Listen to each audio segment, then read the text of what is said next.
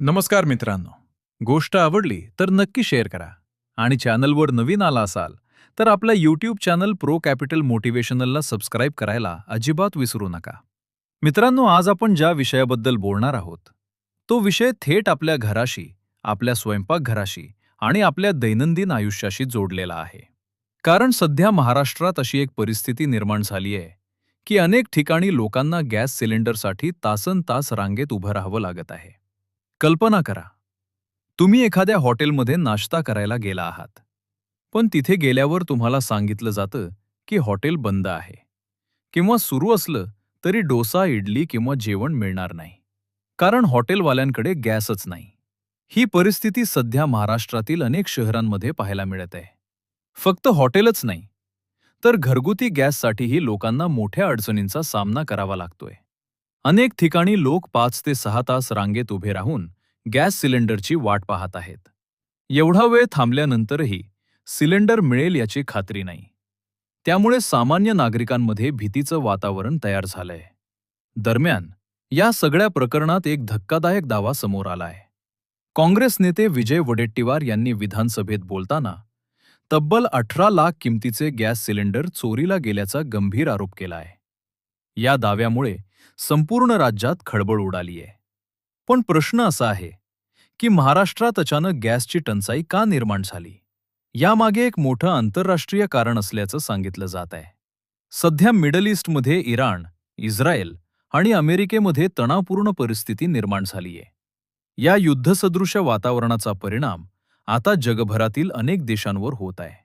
भारतालाही याचा फटका बसत असल्याचं सांगितलं जात आहे. भारतामध्ये वापरल्या जाणाऱ्या एलपीजी गॅसचा मोठा पुरवठा मिडल ईस्टमधून होतो. पण तिथे निर्माण झालेल्या परिस्थितीमुळे पुरवठा साखळीत अडथळे निर्माण झाले आहेत. त्यामुळे एलपीजी गॅसचा पुरवठा कमी झाला असून अनेक राज्यांमध्ये तुटवडा जाणवू लागलाय. या पार्श्वभूमीवर केंद्र सरकारनेही 5 मार्च रोजी एक महत्त्वाची अधिसूचना जारी केली आहे. या अधिसूचनेनुसार व्यावसायिक वापराच्या एलपीजी गॅसच्या साठ्यावर काही निर्बंध आणण्यात आले आहेत. याचा थेट परिणाम हॉटेल व्यवसायावर झालाय. महाराष्ट्रातील मुंबई, पुणे, नागपूर, छत्रपती संभाजीनगर, नाशिक आणि कोल्हापूर यांसारख्या मोठ्या शहरांमध्ये हॉटेल व्यावसायिकांना मोठ्या अडचणींचा सामना करावा लागत आहे. अनेक हॉटेल्सना पुरेसा गॅस मिळत नसल्यामुळे काही ठिकाणी हॉटेल्स बंद ठेवण्याची वेळ आली आहे. याचा परिणाम फक्त व्यावसायिकांवरच नाही, तर सामान्य नागरिकांवरही होत आहे. कारण अनेक कुटुंबांना घरगुती गॅस मिळायला उशीर होत आहे.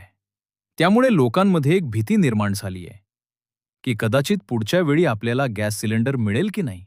हीच भीती लक्षात घेऊन अनेक ठिकाणी लोकांनी गॅस एजन्सीसमोर लांबच लांब रांगा लावल्या आहेत.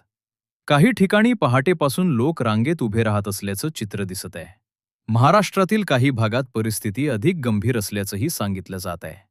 काही शहरांमध्ये गॅसचा पुरवठा खूपच कमी प्रमाणात होत आहे.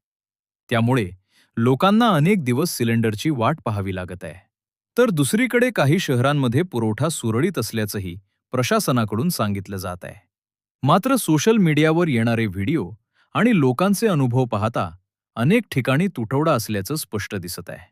दरम्यान, या सगळ्या परिस्थितीवर सरकारकडून लक्ष ठेवण्यात येत असल्याचंही सांगितलं जात आहे. गॅसचा पुरवठा लवकरात लवकर सुरळीत करण्यासाठी प्रयत्न सुरू असल्याची माहिती प्रशासनानं दिली आहे. तरी सुद्धा सामान्य नागरिकांच्या मनात एकच प्रश्न आहे. ही गॅसची टंचाई अजून किती दिवस चालणार? कारण गॅस हा फक्त एक सिलेंडर नाही, तर तो प्रत्येक घराच्या स्वयंपाकघराचा आधार आहे. आणि जर तोच मिळणं कठीण झालं तर त्याचा परिणाम थेट लाखो कुटुंबांच्या दैनंदिन जीवनावर होणार आहे. आता पुढच्या काही दिवसात परिस्थिती सुधारते का? गॅसचा पुरवठा सुरळीत होतो का? आणि सरकार यावर कोणते ठोस निर्णय घेते, हे पाहणं महत्त्वाचं ठरणार आहे. महाराष्ट्रात नेमकी कुठे गॅसची टंचाई आहे आणि कुठे पुरवठा सुरळीत आहे, यावरही प्रशासन लक्ष ठेवून आहे. मात्र सध्या तरी सामान्य नागरिकांना संयम ठेवावा लागणार आहे. कारण सध्याची परिस्थिती ही फक्त स्थानिक समस्या नाही, तर आंतरराष्ट्रीय घडामोडींशी जोडलेली आहे. आणि म्हणूनच यावर उपाय काढण्यासाठी थोडा वेळ लागू शकतो. म्हणूनच मित्रांनो, जर तुमच्या भागातही गॅसचा तुटवडा जाणवत असेल तर घाबरून जाऊ नका. कारण सरकार आणि संबंधित यंत्रणा परिस्थिती नियंत्रणात आणण्यासाठी प्रयत्न करत आहेत. पण एक गोष्ट मात्र नक्की आहे मिडल ईस्टमध्ये सुरू असलेल्या संघर्षाचा परिणाम आता आपल्या घरापर्यंत पोहोचू लागलाय. आणि म्हणूनच हा विषय समजून घेणं आणि याबाबत जागरूक राहणं आज प्रत्येकासाठी खूप महत्त्वाचं बनलंय. धन्यवाद.